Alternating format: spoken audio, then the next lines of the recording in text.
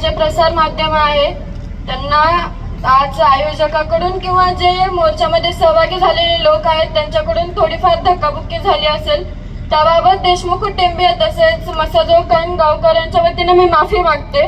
आम्हाला तुमची सुद्धा गरज आहे, जशी लोकांची गरज आहे. आज सर्वजण आमच्या सोबत आहात, तसं तुम्ही पण आमच्या सोबत आहात झालेल्या घटनात झालेल्या दिवशीपासून, आणि आम्हाला सुद्धा न्याय मिळूच तर नाही तर पुढच्या वाटचालीसाठी तुमची सुद्धा गरज हवी आहे.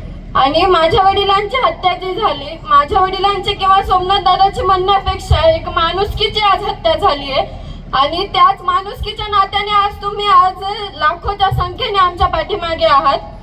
म्हणजे बाप म्हणजे ही खूप वेगळीच गोष्ट असते. जोपर्यंत म्हणतात ते माणूस केल्याशिवाय कळत नाही. बाप ही वेगळीच, म्हणजे बापाचे शब्दच खूप वेगळा आहे.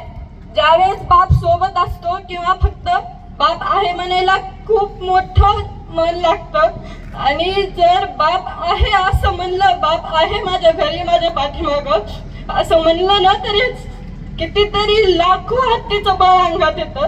पण आज ते बळ माझ्याकडे नाहीये. पण आज जो लाखोनी समाज मी बघते, जो आज तुम्ही आमच्या पाठीमागे आहात, हे बघून ते थोडंसं विसरल्यासारखं होतं. पण हे दुःख न विसरण्यासारखं आहे, त्याला शब्द नाही आहेत बोलायला.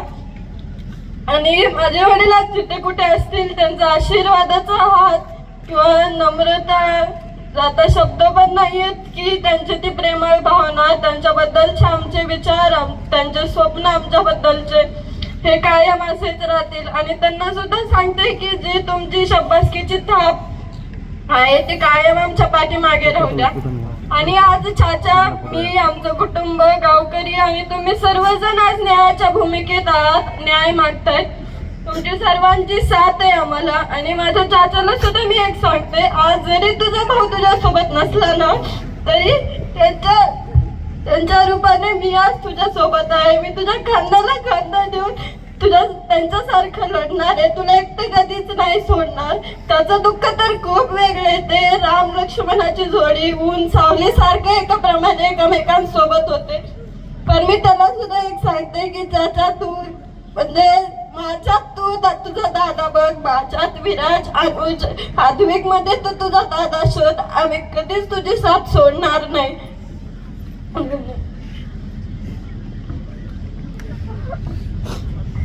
वैभवी, हे अश्रू सरकारला नक्कीच जाग आणून देतील. आमचे सर्वांचे अश्रू सरकारला जाग आणून देतील. भावांनो, या मोर्चामध्ये आपण सगळे सहभागी झाला.